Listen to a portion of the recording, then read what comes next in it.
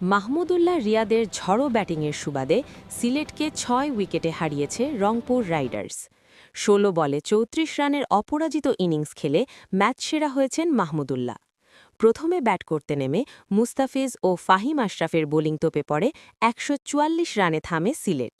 দুজনেই ৩টি করে উইকেট শিকার করেন। ব্যক্তিগত ১ উইকেট শিকার করেই দ্বিতীয় বাংলাদেশি হিসেবে টি-২০ ফরম্যাটে ৪০০ উইকেট শিকার পূর্ণ করেন মুস্তাফিজ। ১৪৫ রানের লক্ষ্যে ব্যাট করতে নেমে লিটন ও মেয়ার্সের ব্যাটে জয়ের দিকে এগুতে থাকলেও লিটন ৩৫ ও মেয়ার্স ৩১ রান করে ফেরলে ৯৫ রানে ৪ উইকেট হারিয়ে চাপে পড়া রংপুরের হয়ে রিয়াদ ১৬ বলে ৩৪ ও খুশদিল ১১ বলে ১৯ রান করলে ৭ বল হাতে রেখে ১৪৫ রান করে ৬ উইকেটের জয় তুলে নেয় রংপুর। এটি তৃতীয় ম্যাচের রংপুরের দ্বিতীয় জয় ও চতুর্থ ম্যাচে সিলেটের দ্বিতীয় পরাজয়।